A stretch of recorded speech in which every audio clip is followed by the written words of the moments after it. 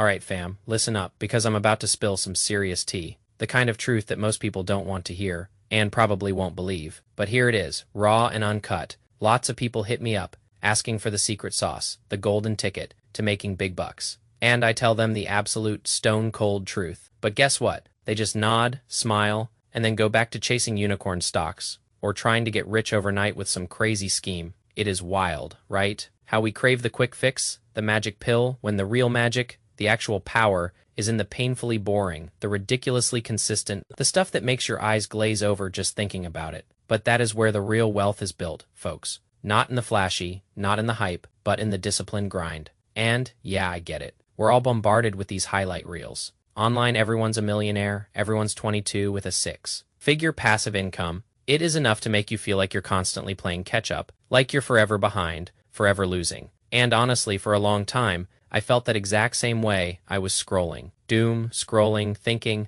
how in the world are these people doing it? How is it even possible to build serious wealth, especially with a normal job, like being an engineer, which, let's be real, is a good job, a solid job, but it is not exactly Wall Street banker money, right out of the gate at least. And that is why I'm here, peeling back the curtain, because when I was younger, scrambling for answers, I devoured every single video, every blog post, every shred of information I could find, from people who were actually breaking down the numbers, showing the nitty-gritty, the unsexy details of building wealth, not just the aspirational fluff. So today, I'm laying it all out, transparent as a fresh window pane, no BS, no hidden agendas, just my journey, how I, a regular 27-year-old engineer, managed to build a net worth of $393,000. And trust me, I'm not doing this to flex or to make anyone feel small, because that is a losing game, a guaranteed path to misery. There will always be someone richer, someone younger, making more, someone with a bigger portfolio, a shinier car. If you spend your life comparing, you're going to be perpetually unhappy, no matter how many zeros are in your bank account.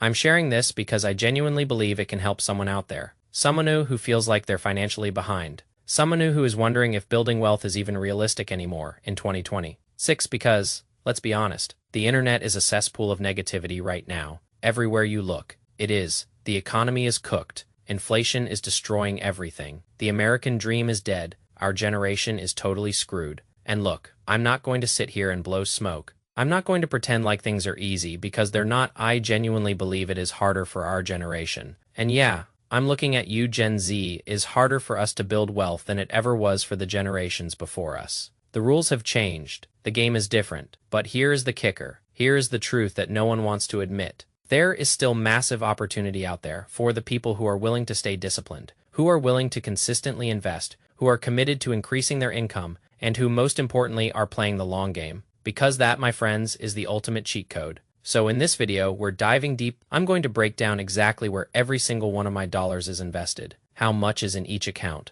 some of the biggest, most impactful financial decisions I made in my 20s, the ones that turbocharged my net worth, and, yeah, I'm also going to be real about the things I'd do differently if I could hit the rewind button. Because hindsight is always 20/20, right? So grab your favorite beverage, buckle up, because this is going to be a long one. But I promise you it'll be worth every single minute, and as we go along. Seriously, if you have any questions, anything at all, drop them in the comments down below. I'll do my best to answer them. We're going from the biggest account to the smallest, so let's kick things off. Me 401k, the absolute behemoth, currently sitting at a cool $217,000. And, honestly, this is the account that makes me the most proud, because it is a living, breathing testament to the power of consistency. The sheer, undeniable force of showing up month after month, year after year. You see, I work for an oil and gas company, and get this. It is the same company where I did 3 internships back when I was still in college, which meant I got a crazy head start. I was able to start contributing to this 401k before I even had my degree, by the time I officially started working full-time.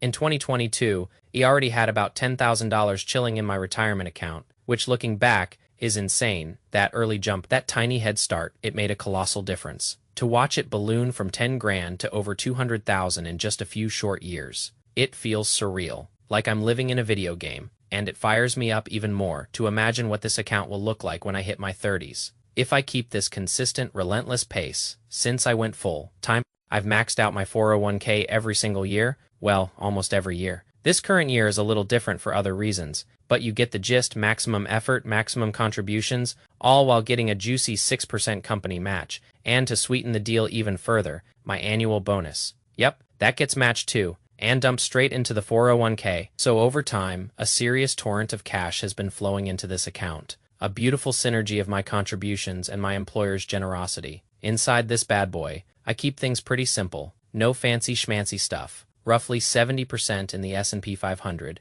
and about 30% in a growth-focused fund. And let me tell you, that allocation has been an absolute champ. It has treated me incredibly well over the last several years. Now, some of you might be thinking, dude, that is a high growth percentage for a 401k. Are you crazy? And honestly, let me know in the comments if you think I'm off my rocker, but my philosophy is this. Over the next 20 years, growth stocks and growth ETFs, they're not going anywhere. Sure, there might be a bubble here and there, a little turbulence. But with the artificial intelligence, boom, these are the companies, the most powerful, the most profitable, that are going to reshape the world. And yeah, as I get older, I'll definitely rebalance, get a bit more conservative. But right now, I'm in my wealth accumulation phase, pedal to the metal, and I'm pretty darn happy with where I'm sitting. My 401k performance numbers are showing around a 22% annualized return, which, for my first 4 years in my career, is just an incredible run. A huge chunk of that came from the insane tech growth we've witnessed lately, combined with my consistent dollar cost averaging, even during those gnarly market dips. I'll admit, a little bit of luck played a role too. My annual bonus contributions just happened to hit my 401k right around some of the lower points of the S&P 500 for those years, total random timing. But man, did it work out beautifully in the long run? It is just another screaming reminder of why consistent investing, no matter what the market is doing, can pay off in monumental ways over time. I wasn't trying to time the market because who can actually do that, but it just worked out perfectly for me. Then, still under the umbrella of retirement accounts, I have $19,996 in company stock. This baby vests in 2028, so fingers crossed it keeps climbing. This was a sweet new perk I earned through work last year. So, a fantastic boost to the investment portfolio. No complaints here. Next up, my biggest non-retirement account, my taxable brokerage account, currently hovering around $50,000. And this account, unlike a 401k or a Roth IRA with their contribution limits and withdrawal restrictions, this is my unrestricted playground,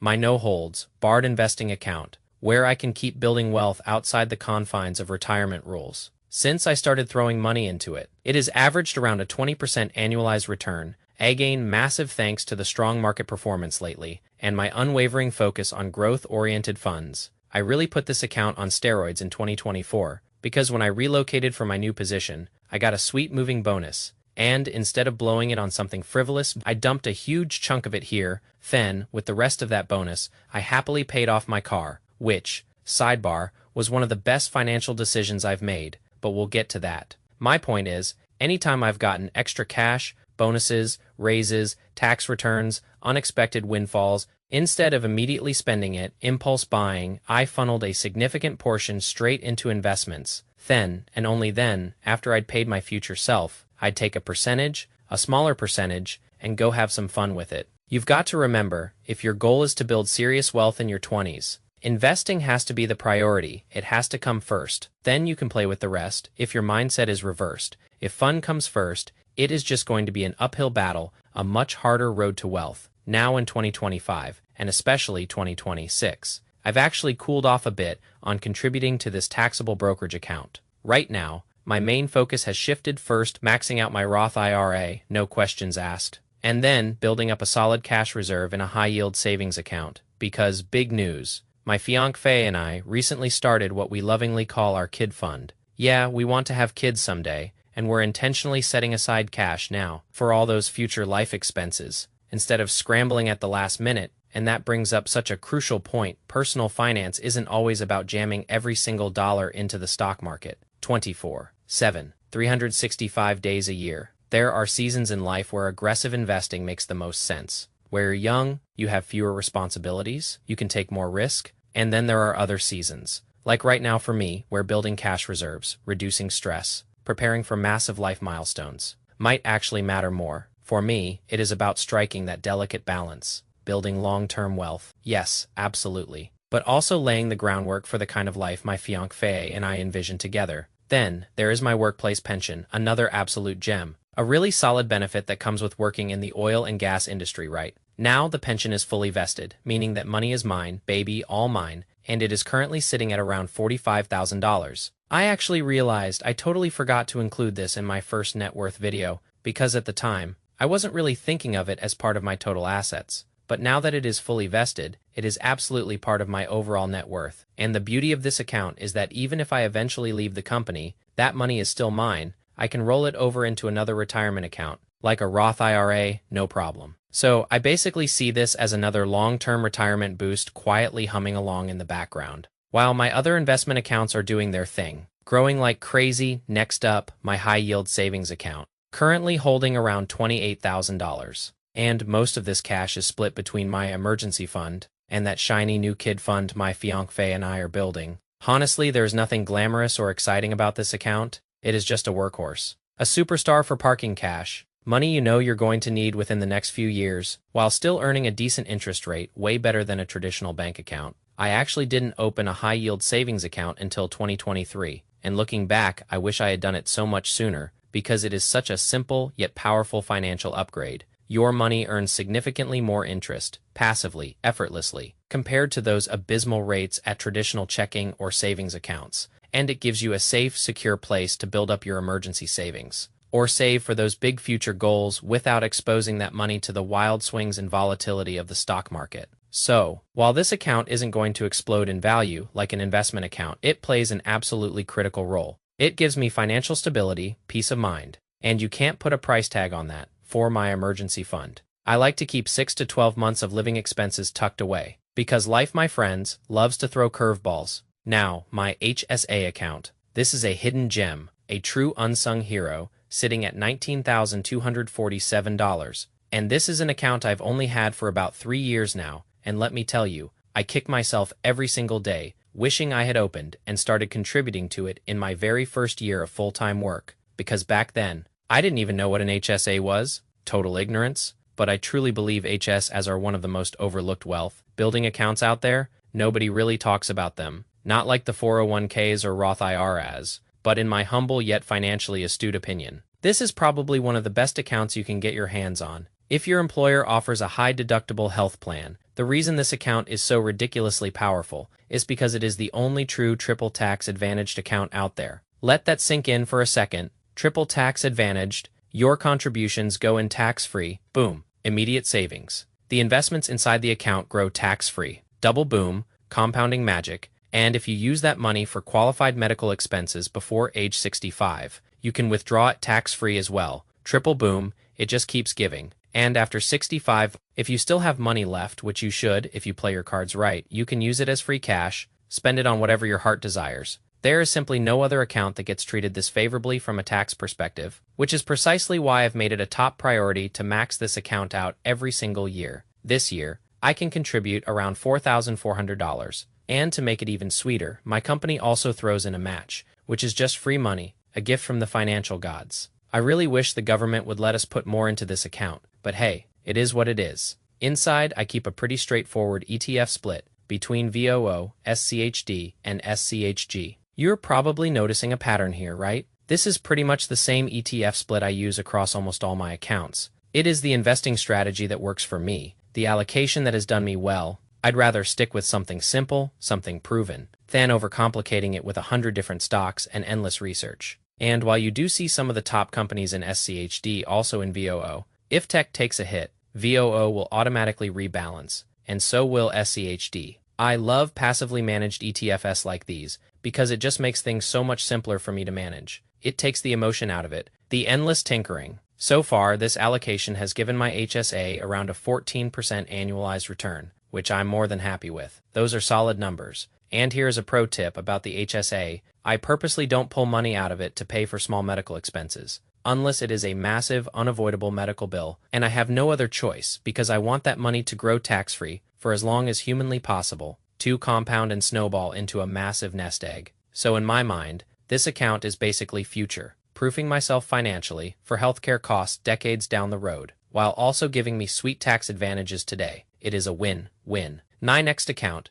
the Roth IRA, currently sitting at around $13,820. Inside, again, keeping it simple, same ETF split, VOO, SCHD, and SCHGC. I told you consistency is key. Find what works and stick with it. I only opened this Roth IRA last year, so it is still one of my smaller investment accounts, but man, has it grown quickly, currently boasting a 23% annualized return, which is just wild. Obviously, the market has been on an absolute tear lately,